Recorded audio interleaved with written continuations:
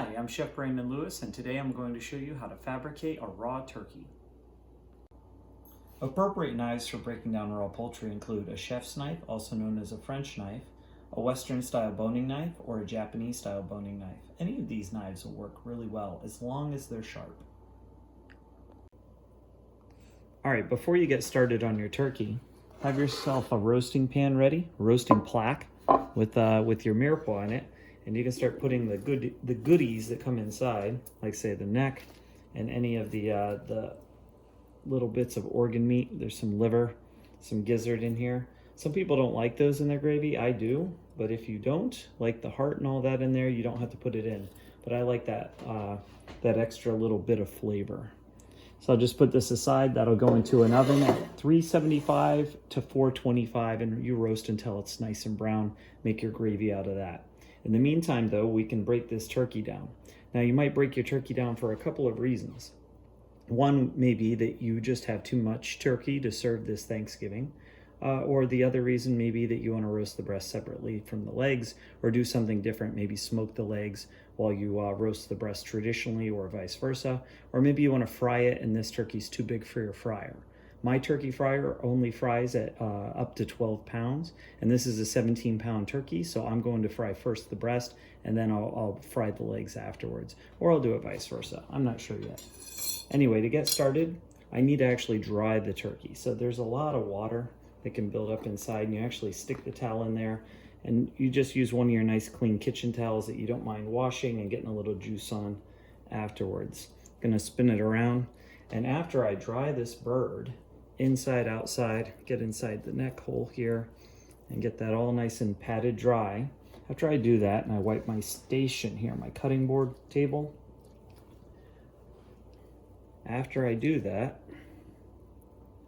then I'm going to stretch the turkey out. So the turkey's been in a bag. I want to make sure that all the muscles are where they're supposed to be. So I'm going to give it a little stretch. All right.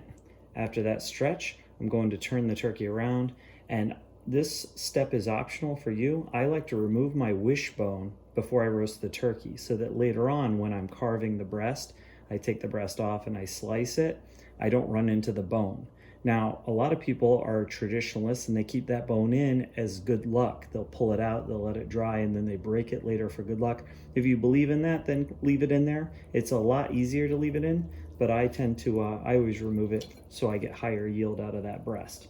So anyway, first thing we're going to do is just trim off some of that neck skin there. Gonna go in here. So the first thing you're gonna do to remove the wishbone, if you choose to remove it, is you're gonna feel here where the wishbone is. It's the collarbone of the turkey. And what you feel the bone first, and whenever you're deboning anything, you touch, then you cut, then you touch, then you cut. And use 95% of your cuts are with the tip of this knife. So I'm going to feel there where the bone is. I'm gonna make an incision above that bone.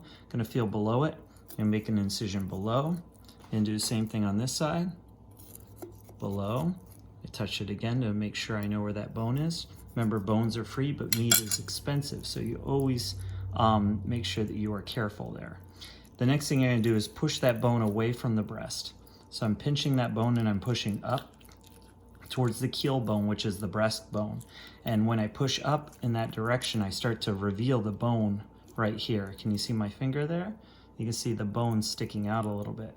So I'm going to go all the way up to where it connects to the keel bone, and then I'm going to take the tip of that knife. I'm going to make an incision right there, just a little poke that will separate it from the keel bone. On a chicken, this is unnecessary. You can do it with your hand. But with the turkey, it's kind of big, so you have to give it a little bit of a push.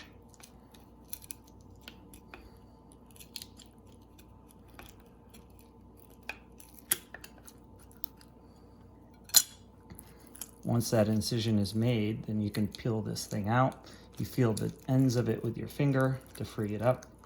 And like I said, this part takes a little work, but when you're done, you get a nice wishbone out of it that has not been roasted. It comes right out of the turkey, just like that. Okay, nice little wishbone. Okay, I'll make a wish later. Then right here, we see where the breast is, we see where the legs are. There's a little bit of skin here. There's also a membrane. We're gonna make sure the skin is lined up, it's taut, the breast is pushed away, the leg is separated from that breast. There's a nice gap there. I'm gonna cut down where the skin is, and I'm gonna cut right up into the joint without cutting the muscle on the leg or the breast. I'm gonna go right to the cavity here. Then this is the membrane I was talking about. I'm gonna cut that too. And so see how that opened right up there? Notice I didn't cut any meat on the leg or the breast. I'm gonna do the same on this side. You can see here, same cut.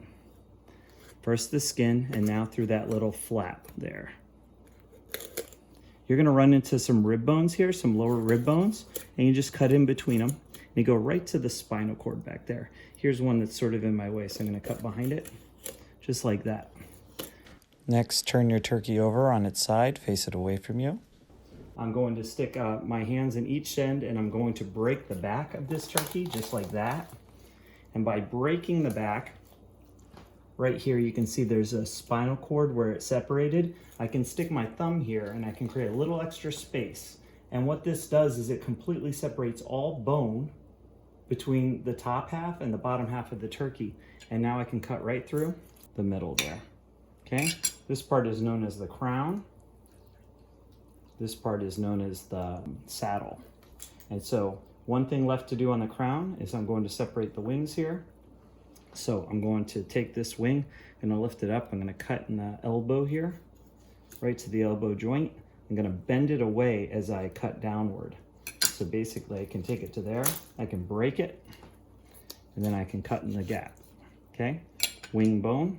This can be cooked with the rest of your turkey. I like to cook it and eat it. You could put it in your stock if you don't favor it, or in your gravy, I mean, but I like to eat these. These are delicious. Again, you just break it backwards after cutting in the gap and cut through that space, okay? So far I have wishbone, 2 wing tips, and I have, this is called the crown. I kind of think of it as a Pope's hat as well when I explain it to my culinary students. This can be brined just as is and then roasted off or deep fried like I plan to do. For the back portion of the turkey, the saddle, what we're gonna do is we're going to first cut a line right down the middle here. With chickens, you don't need to do this step, but with turkeys, it's a helpful little step. That way we're not pulling against the skin later and it will give for us. Okay, there's a nice line here. Now, some people are a little mystified by the idea of a turkey oyster, but turkeys do have oysters, as do chickens, and this is the oyster muscle. All right, the oyster is basically a lower back muscle. It's one of the most tender pieces of the bird, and it's right here. It's not really worked that much. So what we're going to do is we're going to actually start scraping the skin away from the back side here to free up the oyster. Once the oyster's free, we can turn around and get the legs off. So what I'm doing is, as I mentioned, whenever you're breaking down any kind of raw meats, you touch, you cut, you touch, you cut. So when I touch, I'm feeling where the bone is, and then I'm cutting where that bone was. So I'm not actually cutting meat. I'm cutting bone right up against it, and then the meat's coming off with the connective tissue that holds it in place. So giving it a little shaving there. You can see this oyster start to peel out, and I'm following the contours of the bone itself here.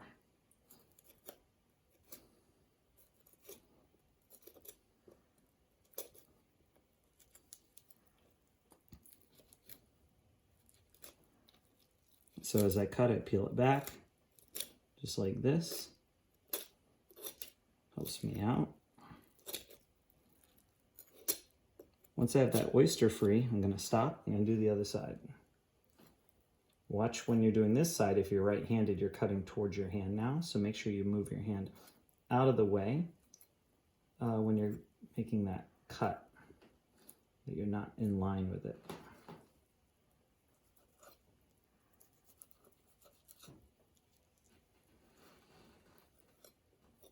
So again, bones are free, we like to say. And so what that means is scrape against the bone, don't cut against the meat. And so I'm scraping the bone. And the reason I call it an oyster is because after you remove it from the bone, you can see that you have an oyster shell shape. That's what the hip bone from the turkey leaves you. Any poultry has this. Chickens have it, turkeys have it. Little birds like quails have it. It's just smaller on them. After you have these oysters freed up, then we can turn this thing around. And what we're going to do is, here's your hips, here's your legs. We're going to pop the legs out of their sockets. See that? I'm gonna do the same thing over here. This part can be tough. You just gotta get a good grip, change your leverage a little bit, and there's our pop, okay? Once you have that popped, you can see that the bird is no longer bent. The legs are completely flat. Here's where the hip bone hits the butt muscle here on the bird, and what we're gonna do is we're gonna cut around the back of that. And so the bone is here. You can feel the bone. So that's the butt muscle coming off of the hip bone here. Where that joint was, where I popped the joint, you're just gonna do a little cut there to free up some of this connective tissue.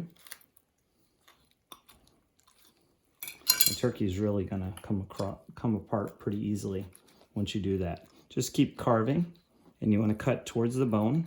Be aware that the hip bone has a little hole in it so you don't poke through there and cut your hand on the other side. When you get into the joint, twist your knife a little bit and go around the ball and socket. You can now turn your leg sideways here. It's a little connective tissue. That's what's left of the rib cage. I'm gonna cut downward like this. See that oyster that we left? There's that butt muscle. And here's that ball and that socket. We're gonna get under the socket. We're gonna pull that thigh towards us. And we had already cut the back skin, so you see how easily that comes off. Oyster, butt muscle, thigh, drum. Any trimmings, just shave them off. Okay, they can go right in with my roasting pan there. Okay, it's one leg. I'll do the same on the other leg. Again, we're gonna cut on the back side of that hip bone. Feel where that butt muscle is. We cut, we touch, we cut, we touch, we cut, we touch. All right, cut down, cut down. Where the ball and socket are, little cut there. Feel where that connection is. Get your knife right in that gap there. Cut down, give it a little push. And by pushing with the side of the knife, start stretching that thigh out. You can start pulling it away from the backbone. So you just give it a little pull, like so.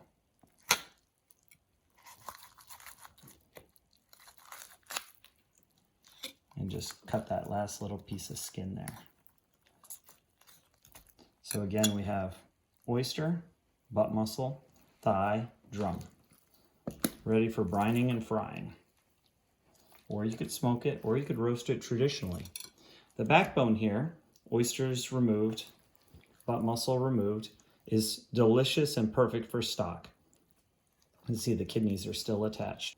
So this backbone can go right into my roasting pan and into that oven that I set to 375 or 425.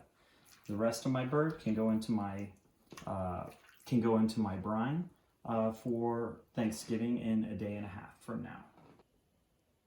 So here you have it, a fabricated raw turkey. This is known as the crown. We have the breast, wishbone removed, and we have the upper arms connected. We have the quarters, the drums connected to the thighs, ready for use. We have the wings, and then of course the wishbone. I'm not very superstitious, so I'll put the wishbone in along with my roasted bones on my roasting plaque for my gravy. And so that's it. So thank you for tuning in and checking out this demonstration video on how to break down a turkey.